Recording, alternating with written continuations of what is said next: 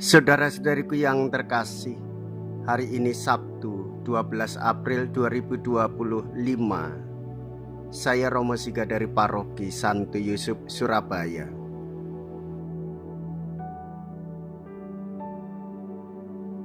Dalam nama Bapa dan Putra dan Roh Kudus, amin.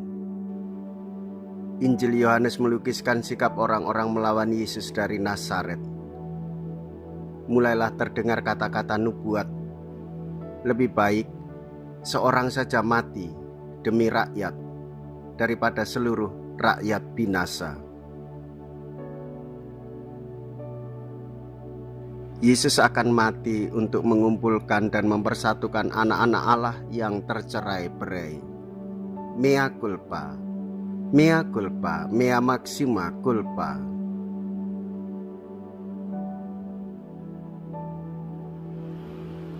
Marilah kita berdoa. Allah Bapa kami, Engkau selalu menyelamatkan umat manusia. Tetapi kini Engkau menggembirakan kami dengan rahmat-Mu yang lebih melimpah. Pandanglah kiranya umat pilihan-Mu, kuatkanlah dan lindungilah kami umat beriman, baik yang sudah maupun yang akan dibaptis. Dengan pengantaraan Yesus Kristus Putra-Mu Tuhan kami, yang hidup dan berkuasa bersama dengan Dikau dalam persatuan Roh Kudus, Allah sepanjang segala masa. Amin. Tuhan bersamamu dan bersama roh-Mu. Inilah Injil suci menurut Yohanes. Dimuliakanlah Tuhan.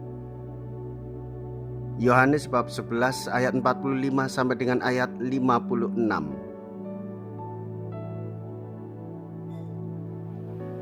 Banyak di antara orang-orang Yahudi yang datang melawat Maria dan yang menyaksikan sendiri apa yang telah dibuat Yesus terhadap Lazarus percaya kepadanya.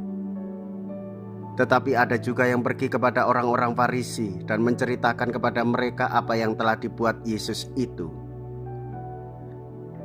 Lalu imam-imam kepala dan orang-orang Farisi memanggil mahkamah agama untuk berkumpul. Mereka berkata, "Apakah yang harus kita buat? Sebab orang itu membuat banyak mukjizat.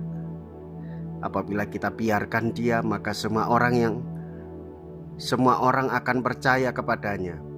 Lalu orang-orang Roma akan datang dan merampas tempat suci kita serta bangsa kita." Tetapi seorang di antara mereka, yaitu Kayafas, imam besar, pada tahun itu berkata kepada mereka, "Kamu tidak tahu apa-apa, kamu tidak insaf, bahwa lebih berguna bagimu jika satu orang mati untuk bangsa kita daripada seluruh bangsa kita ini binasa." Hal ini dikatakan Kayafas bukan dari dirinya sendiri, tetapi sebagai imam besar pada tahun itu ia bernubuat bahwa Yesus akan mati untuk seluruh bangsa, bukan untuk bangsa itu saja, tetapi juga untuk mengumpulkan dan mempersatukan anak-anak Allah yang tercerai-berai. Mulai dari hari itu mereka sepakat untuk membunuh Dia. Karena itu Yesus tidak tampil lagi di muka umum di tengah-tengah orang Yahudi. Ia berangkat dari situ ke daerah dekat padang gurun, ke sebuah kota yang bernama Efraim. Di situ ia tinggal bersama murid-muridnya.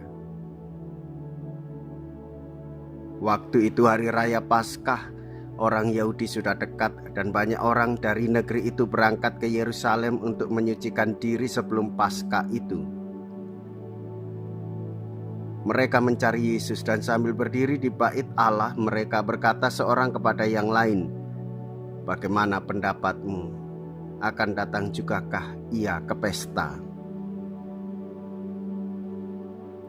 Demikianlah sabda Tuhan. Terpujilah Kristus.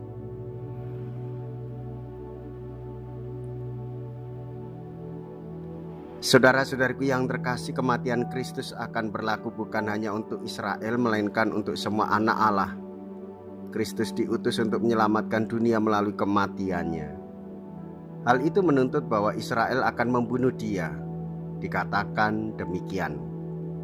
Mulai dari hari itu mereka sepakat untuk membunuh dia. Pernyataan ini merujuk pada sebuah momentum dramatis dalam perjalanan Yesus, ketika para pemimpin agama mulai merencanakan untuk mengambil nyawanya. Ini merupakan pengingat mendalam tentang kasih-Nya yang rela berkorban, bahkan di tengah permusuhan dan ancaman yang dihadapinya. Yesus rela menyerahkan nyawanya karena kasih-Nya kepada kita semua. Nah, saudara-saudariku yang terkasih, dalam masa prapaskah ini, pertobatan kita ialah apakah kita berani berkorban, melayani dengan ketulusan hati sebagaimana Tuhan Yesus lebih dahulu mengasihi kita, lebih dahulu menderita, lebih dahulu berkorban demi keselamatan kita semua. Jikalau kita berani hidup menderita dalam Yesus, maka kita pun akan dipermuliakan di dalam Kristus.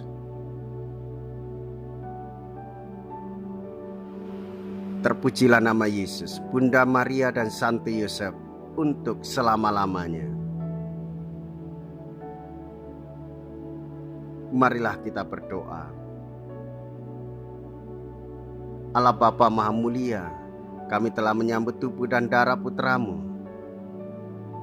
Panggillah kami agar dapat mendengar supaya dapat menyerupai Dia, janji kebangkitan badan dan kehidupan, menjadi putra dan putri-Mu terkasih, dengan pengantaraan Kristus Tuhan kami. Amin.